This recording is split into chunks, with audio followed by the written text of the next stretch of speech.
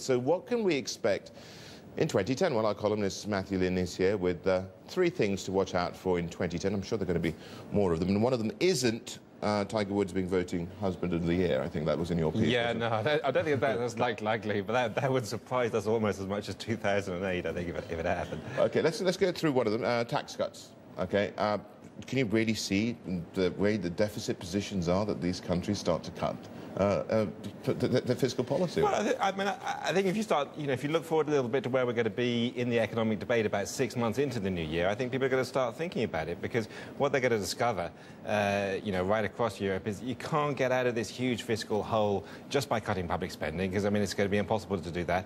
It's going to be very hard to raise taxes because you're not actually going to get more revenue. But tax cuts, Matthew. Yeah, well, because the only way you're going to get out of this hole is you're actually going to have to raise growth levels. You're going to have to get back to 3% plus levels of growth. And I think the Irish example was when we talk about Ireland in a minute, but the Irish example is interesting. The German example is interesting. They've started cutting taxes because you've got to get economies growing, strong again. And one of the things we're going to see in the UK in the new year, of course, is a Conservative government, almost certainly, sometime around the middle of the year. And they're dropping heavy hints that they're going to have big cuts. The austerity measures they're talking about as well, though. Yeah, they're going to have austerity measures, but they're also dropping hints they're going to have big cuts in corporate taxes on the Irish model to try and get, inward investment into the country, get new companies in, get creating jobs. Because, you are going to face the reality. You've got to get growth back to 3% plus. Now, you're suggesting, OK, with the state of the Irish economy, it has really shrunk. It's in the doldrums. But you're suggesting a comeback here. What would is that just a pie in the sky that you're just floating to get some headlines? No, would I perish the thought? I wouldn't do that. But you've got to think... another one, actually, in a second on that. You've got to think, when you're trying to look ahead, you've got to think outside the box, because what happens during a year is not all the stuff that everyone's expecting. What happens is the unexpected.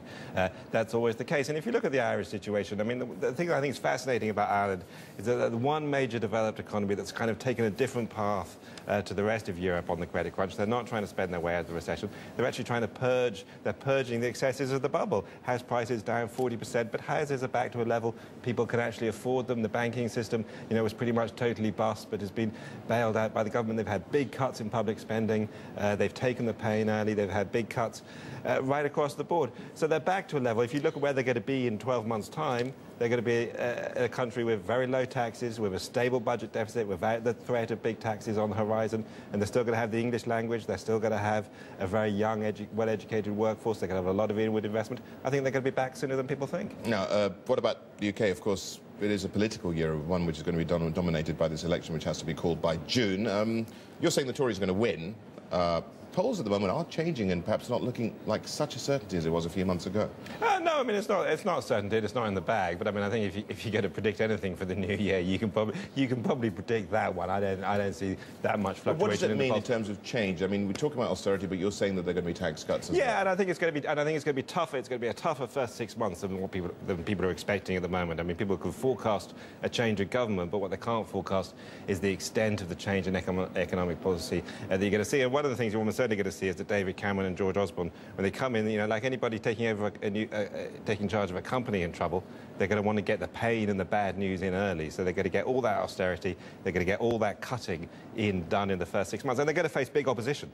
The unions aren't prepared for this. I don't think the public are prepared for it. So I think you're going to see a big wave of strikes. There's a lot of wobbles in the currency markets, because the currency markets in particular are going to look on this and think, I wonder who's going to win this one.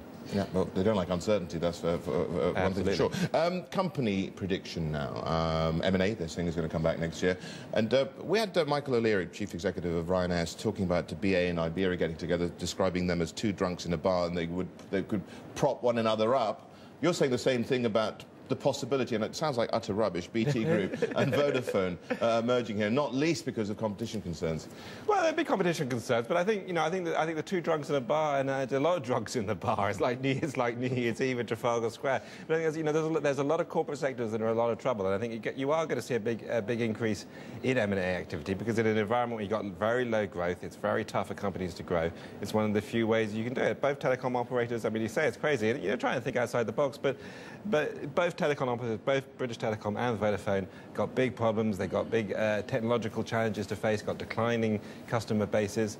Put them together, got a big, powerful operation, cut out a lot of costs. Quick one as well. Rupert Murdoch selling the Times newspaper here in London as well. Yeah, I think he'll bail out. He's a smart guy. He's talking a lot about paywalls for his newspaper sites in the UK, but it's not going to work. Everyone thinks it's not going to work, and he's going to realise that halfway through the year. The Times is still a great title. It's still a really prestigious title around the world. It's still worth something. There's got to be a Russian oil billionaire out there or somebody like that. It's worth a little bit of money, and I think he'll sell while it's still worth something. Matthew, have a fantastic Christmas and New Year as well. Matthew Lynn, he's Bloomberg columnist.